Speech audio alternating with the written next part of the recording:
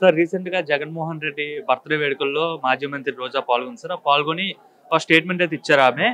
Jaganmohan Reddy cutout చూసే భయపడుతున్నారు, cutout చూసే తడుపుకుంటున్నారు అనేసి ఈ విధంగా ఆమె మాట్లాడింది. ఎట్లా చూస్తారు ఆమె చేసే వ్యాఖ్యలను? కటౌట్ చూసి భయపడే అంత సీన్ అక్కడ అంత ఉందండి. ఇప్పుడు నేను మొదటే చెప్పిన సిగ్గు శరం మానవ మర్యాద అని కాశీలో వదిలేసి వచ్చారు వీళ్ళు, ఇజ్రాయెల్లో వదిలేసి వచ్చారు, జెరూసలంలో వదిలేసి. కాబట్టి అతను ముఖం చూస్తే ఆనందం తాగినట్టు ముఖం పెట్టుకుని అతను చూస్తే మనకి డోకొత్తది తప్ప భయం ఎందుకు వస్తుందండి?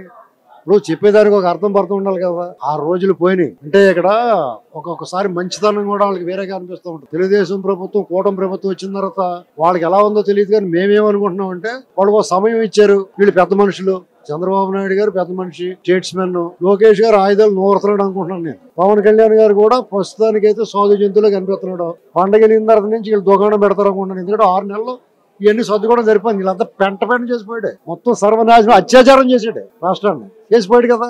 ఇప్పుడు వాడికి కోటింగ్ స్టార్ట్ చేస్తారు. ఇప్పుడు ఒక వారం నెలలో రామ్ గోపాల్ వెళ్ళిపోతాడు శాంపిల్ గా. ఆల్రెడీ ఒక భోజనం పెట్టేటప్పుడు, డిన్నర్ కానీ లంచ్ కానీ పెట్టేటప్పుడు ఏం చేస్తున్నారు, ఒక స్టార్టర్స్ పట్టుకొచ్చి పెడతారు లేదా? ఆ స్టార్టర్స్ ఎవరు అనుకుంటున్నావు? వర రవీందర్ రెడ్డి, బోరిగడ్డ అనిల్ కుమార్, ఎంపీ ఉన్నాడు కదా నందిగామ సురేష్. ఇది స్టార్టర్స్. ఫుల్ మీల్స్ అంటే ఎవరు అనుకుంటున్నావు? కొడాలి నాని, పొల్లమినేని వంశీ, ఈ నోటి తోల బ్యాచ్ ఉన్నారు కదా, రోజా, ఈ బ్యాచ్ అందరికి ఫుల్ మీల్స్ అన్నమాట. ఫైనల్ గా తామ్మూడు ఎవరని జగన్మోహన్ రెడ్డి మడతలడిపోద్ది. ఎందుకంటే వీళ్ళెవరు బయట తిరగరు. కరెక్ట్ గా 2025 ఆఖరికి వీళ్ళందరూ లోపల కూర్చుంటారు. వీళ్ళందరూ లోపల కూర్చుని అష్టాచమ్మ ఆడుకుంటారు. వీళ్ళందరూ బ్యాచ్ ఒకే జైల్లో పడతారు. ఆ వెసులుబాటు చంద్రబాబు గారు మంచోడు కాబట్టి వీళ్ళందరూ ఒకే జైల్లో పడతారు. వాళ్ళు కూర్చొని కవర్ చెప్పుకోవడానికి, మీటింగ్ పెట్టుకోవడానికి, ఆడుకోవడానికి పనికొస్తారు. అర్థమైందా? వాళ్ళు కటౌట్ చూసి భయపడిపోయి ఈ రోజులు అతను ముఖ్యమంత్రిగా ఉండగా రాష్ట్రంలో అరాచకం చేస్తున్నప్పుడు ఈ తెలుగుదేశం వాళ్ళు కానీ, ఈ రాష్ట్ర ప్రజలు కానీ ఎవరు భయపడలా. యుద్ధం చేశారు వీళ్ళంతా వీరులు. యుద్ధం చేసి గెలిచారు వాళ్ళంతా. ఆడి మీద ఎవడు భయపడతాడే?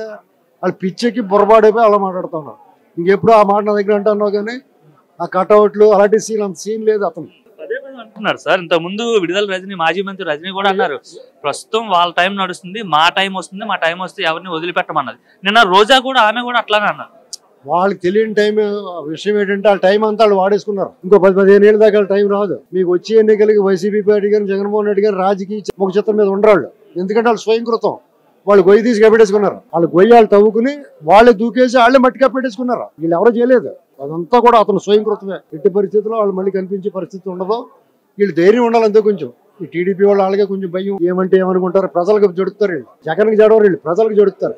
ఏమో స్వయంకృత అపరాధం వచ్చే ఎన్నికల్లో వైసీపీ కనబడదని మీరు అంటున్నారు.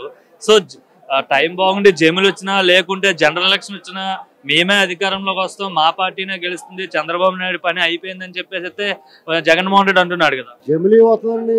వాళ్ళ కార్యకర్తలు జారిపోతున్నారండి, గోడలు ఎక్కేసి కూర్చున్నారు. ఆల్రెడీ సగం మంది ఊకేరా, ఒక వంతు వెళ్ళిపోయారు, ఒక వంతు గోడ మీద కూర్చున్నారు, కాళ్ళు అడిపక్కేసి కూర్చున్నారు, ఇంకొక వంతు రెడీగా ఉన్నారు దూకడానికి. వాళ్ళు వెళ్ళిపోకుండా ఉండకో అని చెప్తున్నాడు అతను. ఒకవేళ ఉంటే కనుక ఒకవేళ జమిలీ వస్తుందండి. 2 ఏళ్లలో జగన్మోహన్ రెడ్డి చేసిన అరాచకం కానీ, దుర్మార్గం కానీ వీళ్ళు ఏమైనా చేస్తున్నారా? గడ్డం కింద బెల్లం మొక్కటి బతిమాలుతున్నారు. ఏమన్నా అన్నారా? రోడ్ల మీద తిరుగుతున్నారు కదా దొంగోళ్ళు, అరాచకవాదులు, బందిపోటు దొంగలు, దొండిపాళెం బ్యాచ్ రోడ్డు మీద తిరుగుతున్నారు కదా.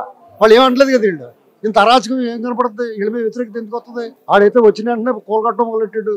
ఈ రైతులందరికీ అన్యాయం చేసాడు, ద్రోహం చేసాడు, వంచన చేసాడు కాబట్టి పోయాడు.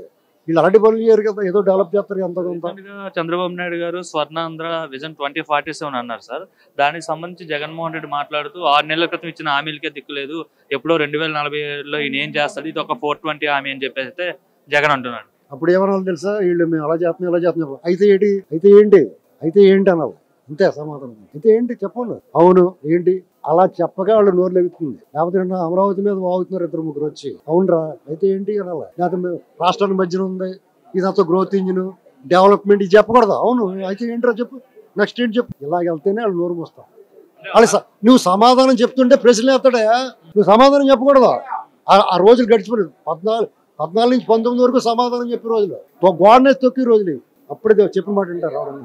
6 నెలల్లో చంద్రబాబు నాయుడు ప్రజలను చాలా మోసం చేశాడు, చంద్రబాబు నాయుడుకి ఇచ్చిన టైం అయిపోయింది, ఇంకా ప్రజల తరపున నేను పోరాడుతాను, ఎందుకంటే 6 గ్యారెంటీలు అని చెప్పి ప్రతి ఒక్కరిని కూడా మోసం చేసేసాడు లిటరల్ గా చంద్రబాబు నాయుడు.